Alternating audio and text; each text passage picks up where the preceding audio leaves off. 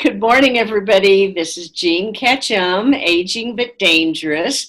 And I'm just so excited again today because I have one of my really great friends and kind of a business advisor to me, Joni Bastable. And she is, did I screw up your name? No. It sounded like I screwed it up. And I would not want to do that, Joni.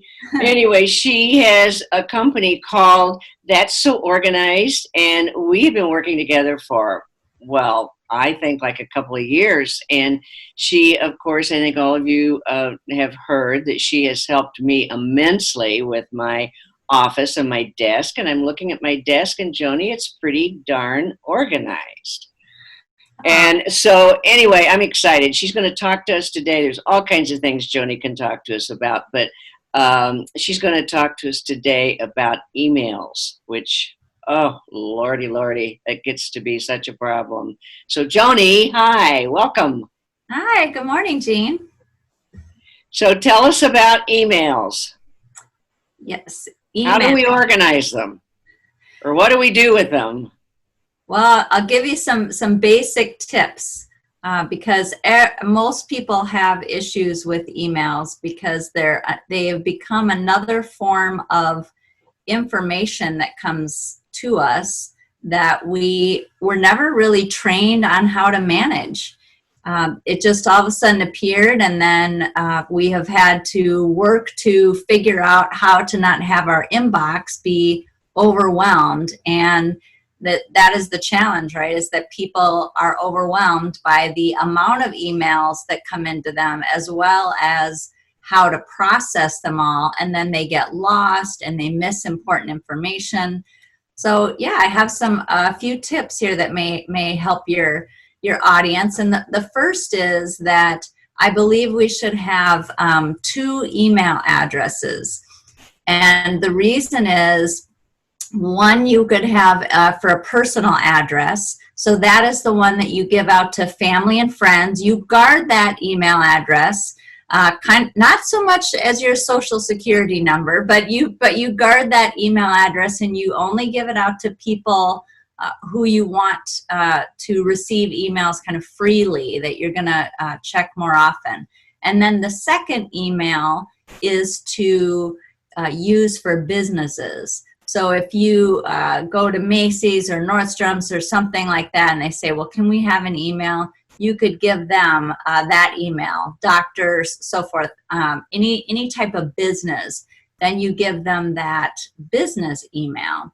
And the reason for this is that you can check your business email less often, and that's an easier one to kind of manage if it gets too junky, right? Because you're going to that's the email that's going to have some good filters so that you don't get a bunch of junk email on it. Wow, Joni, that is a great idea. Thank you. That's a great idea. I've been doing that for years, and it works pretty well for me. And that kind of goes right into my second email or second tip, which is you can turn off your email notifications. That is something that causes a lot of people overwhelm, is the dinging that they get on their phones, or the constant pop-up that they get on their computers or their laptops. And it becomes very distracting. And people kind of have this fear that if an email is coming in, that they have to look at it right away. And that takes away from our focus of whatever we're doing at the time. And what it does is it says, you need to address me first. I'm most important, pay attention to me. It kind of screams that when you get that notification. So I recommend that people turn off all their notifications on their email, if you have those two email addresses, and then you set up times to check your email. So like with the personal email, you can check your personal email maybe, first thing in the morning, or kind of as part of your morning routine. And then you can check check it again kind of midday, whatever is your comfort level to how often you want to check that. But then that business email, you only really need to check that like once a day. So that can kind of reduce your the amount of times that you have to pay attention to email. Wow. Does that make sense? Well, it does make sense, but it seems like you would have to check your business one more than your personal, no?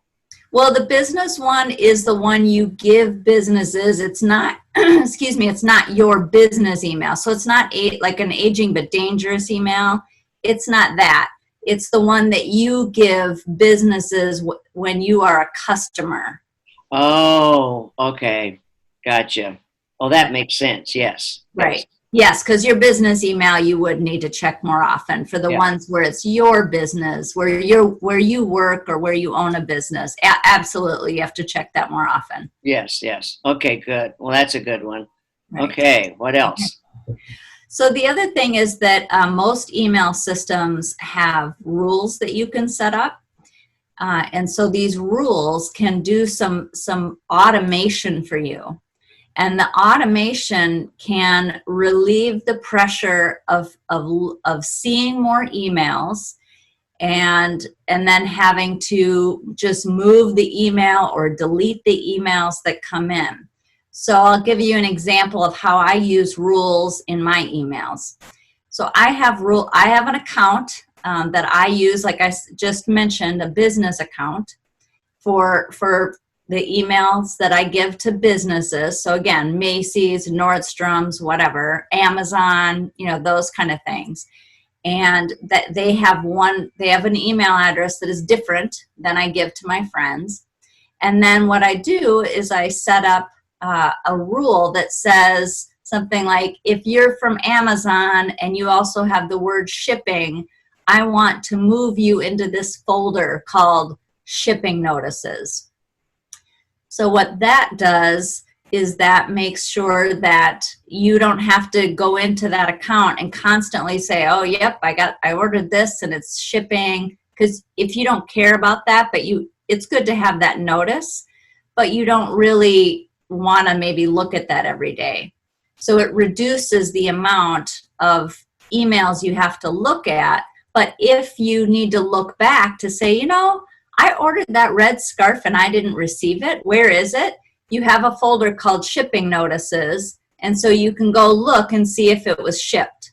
Joni, oh my gosh. I mean, that is such a good idea, but I have questions because I do that all the time. I'll order something, and I think we are ordering more online now that we can't go out and shop. But I do that all the time. Even right now, I have things coming, and I can't find them, and I don't know where they've been shipped. I don't know anything about them. I have to go back through all my emails. Well, how do you set up a rule like that?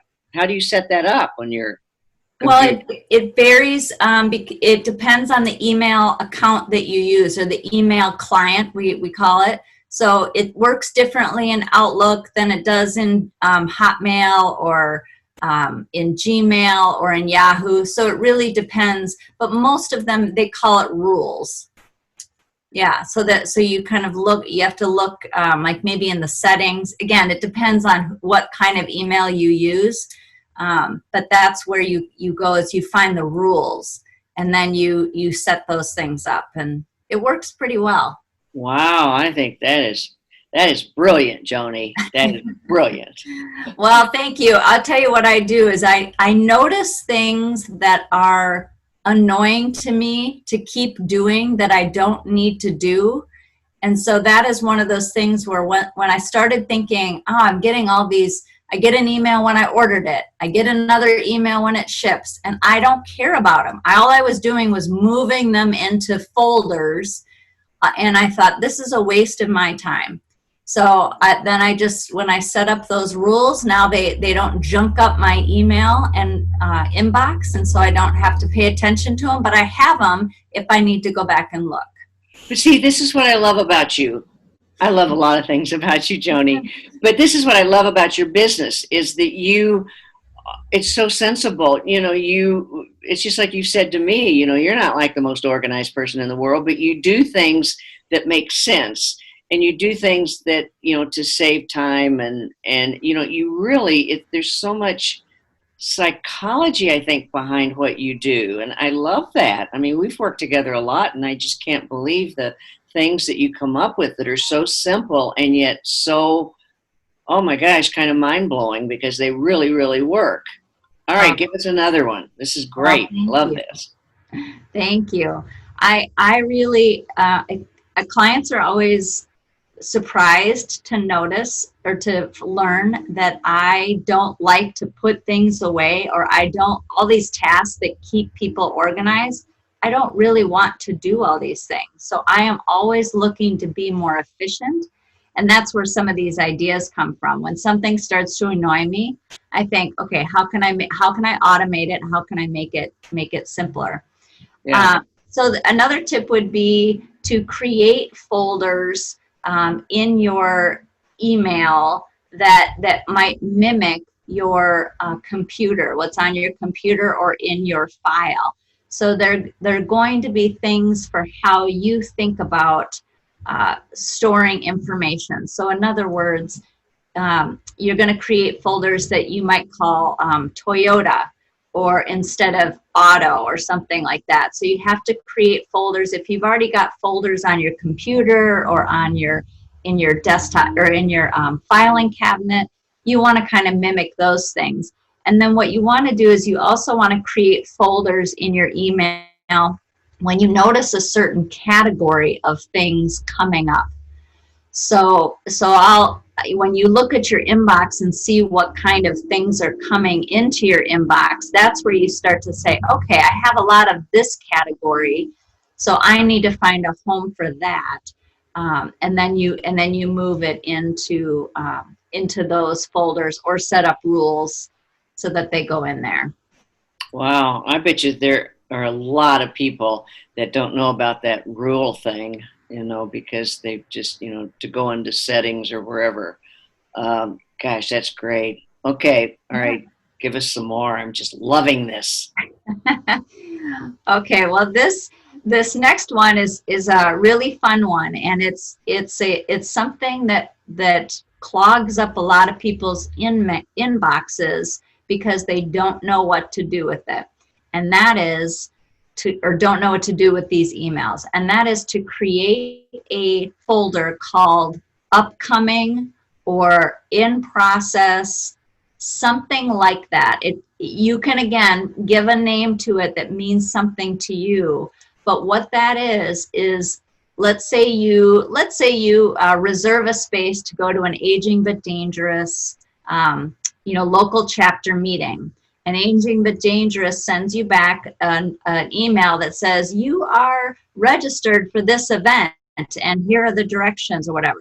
So now you have this email that you got for this upcoming event, but you don't want that. You want to keep it for when that time comes, but you don't want to be looking at it every day when you're trying to process your emails. Go, oh, yep, that I can't delete that yet because that's in 2 weeks.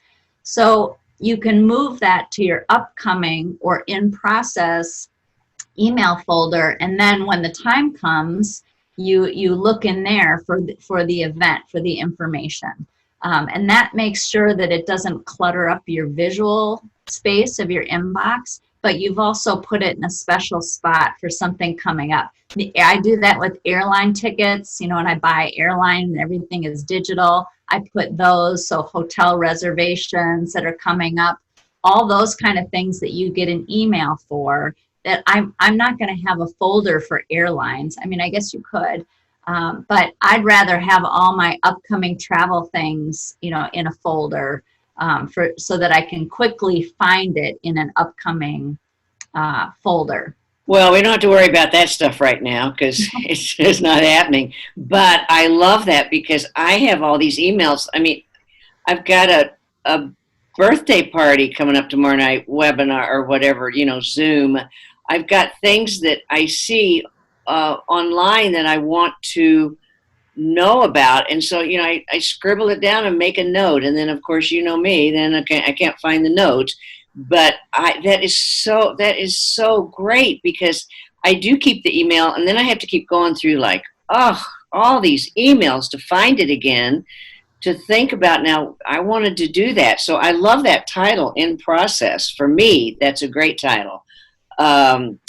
Oh my gosh, I love that. Well, Joni, we are out of time, but I would love for you to come back and talk about this some more because I do think, and I also think that with this, all of the digital stuff that we're having to do now, because we can't get out as much, I think this email computer thing is all the more important, don't you? I do. I do. The digital information is kind of the new place where we have a lot of clutter, and it produces a lot of overwhelm, and people have a hard time then moving forward or doing their work or whatever they're trying to do online because they get overwhelmed with it. Yeah. Well, before I let you go, I have to tell you that we cleaned out one of these junky drawers in the kitchen. I mean, it was so junky, Joni, I could hardly get it closed sometimes. And I just could breathe after that. I was like, oh my gosh, that made such a difference in my mental, you know, my whole mentality. It made such a difference. And I thought about you because I'm going to tell Joni this because it was just felt so good and I just loved it. So yeah, this whole organizing thing is really important in our life, and I think getting more and more important because there's so much happening. You know, I mean, it's just tons of things happening in our life. So Right. anyway, we're gonna have you back. So I love having you. So have a great day, and thanks, Joni. Those were great, great tips. Oh, thanks, Jean. It was great to be on. I'm happy to provide your audience some tips because there's a lot of information coming at us. We need to be Yeah. strategic. Yes, yes, to save our sanity and to keep us young. Right. Okay, Joni, thanks. All right. Thanks, Jean. Bye. Bye.